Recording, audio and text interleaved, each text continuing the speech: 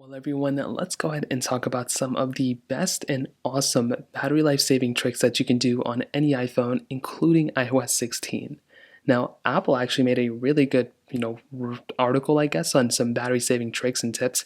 We've already kind of known some of these things, but the first thing I would recommend doing is avoiding hot temperatures and cold temperatures on your iPhone. So, if you want to not only maximize your battery life, but also your battery health by making sure your iPhone isn't, throttling in terms of how much hotness it gets, how much heat it gets, and also how cold it gets, and this will save this number as well. So this includes not only putting your iPhone in like direct sunlight and having it, burn up like that, but also if your iPhone is constantly overheating by playing a bunch of games or going on certain applications that heat up your phone too, and that can cause a lot of issues with your device. Now, it may not be the end all be all, but that is something I've seen a few different times.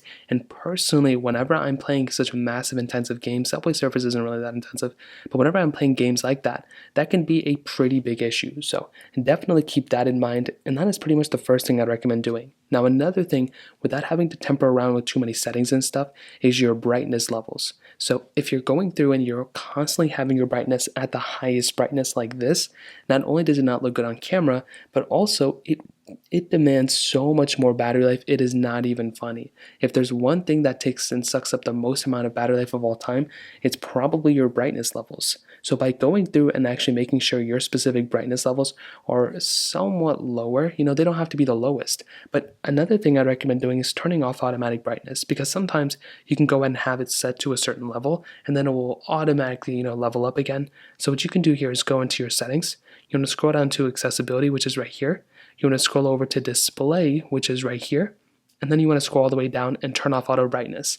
Now, in theory, it sounds good because if your brightness is high, it's going to lower it. But I find most of the time, if you're good at lowering your brightness yourself, it'll end up like improving and increasing the brightness. And I really don't like that. I don't think that's a nice thing to do. And you can go ahead and, disable it as well.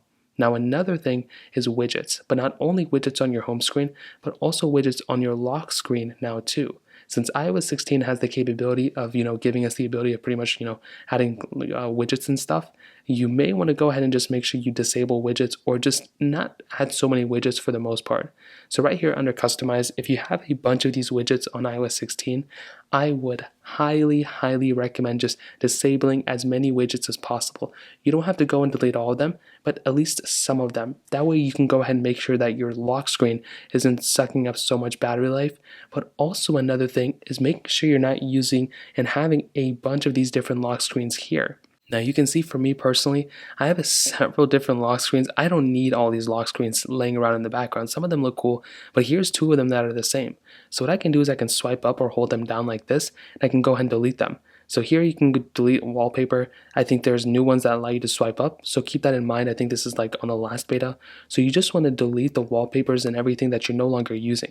This is another big thing I would recommend avoiding, because if you end up doing it, then it's going to just end up sucking a bunch of battery life for no reason. And that is another thing that can pretty much help you save a bunch of battery life. But also, like I mentioned, deleting the widgets and everything around here too. If you have a bunch of widgets laying around, also on the left side, if you have a bunch of widgets laying around here, just going through and deleting them is probably another easy thing you can do as well.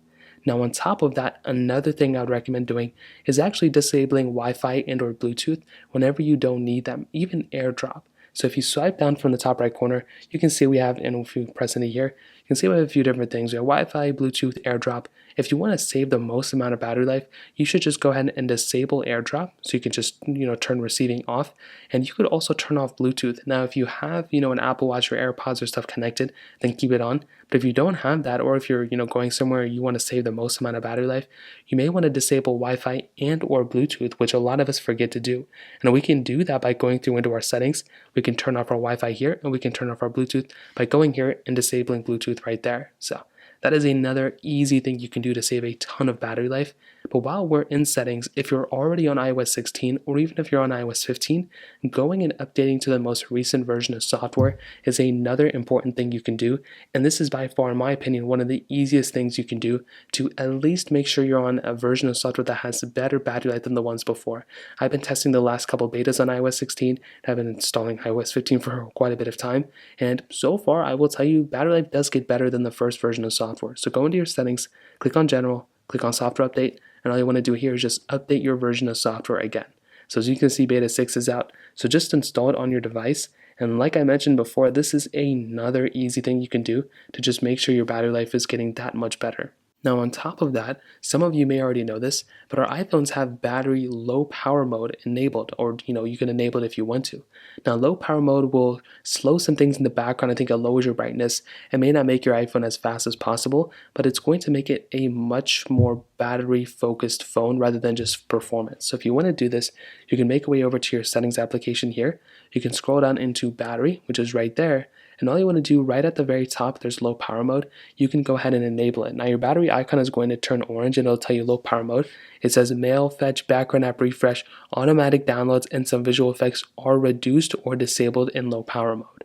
So this is a really easy way to save up a bunch of battery life. It may not be the end all be all and your phone may still die, but if you want to save the most amount of battery life, just go ahead and enable this, and that is another thing I would recommend doing.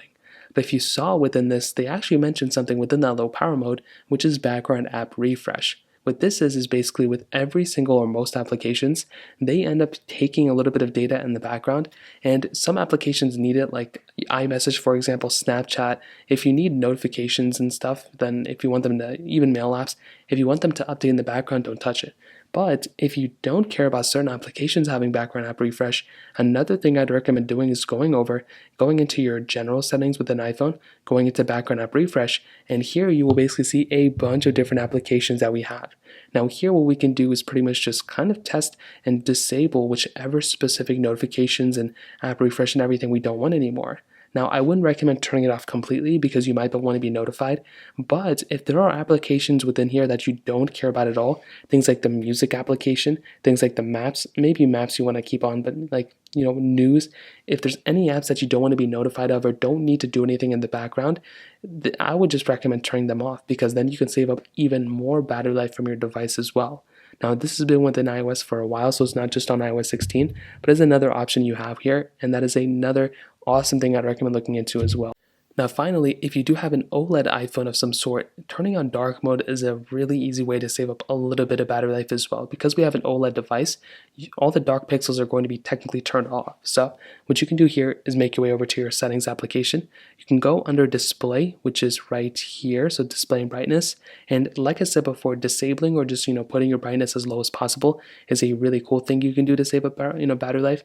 But also turning on dark mode is another easy way to save a little bit of battery life as well.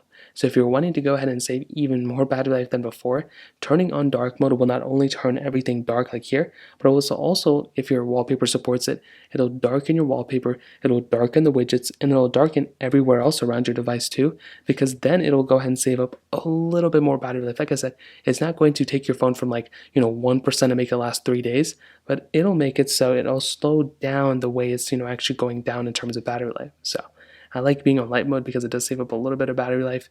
And those are pretty much the main things I can think of. Now, like I said, if you have the ability of charging your phone all the time, then charge it. But if you're playing a lot of these intensive games, things like Genshin Impact and PUBG Mobile, Call of Duty Mobile, those are probably still going to end up sucking up a lot of battery life regardless. But hopefully by now, if you're utilizing some basic things on your phone, you should now have a pretty decent experience with your battery life. So that pretty much covers it up. If you have any other thoughts or questions, please let me know in the comment section below. Hit the like button, that would mean so much, but definitely hit that subscribe button. More importantly than everything else, I love every single one of you guys. Hopefully I'll catch you guys in the next video. Peace out till then.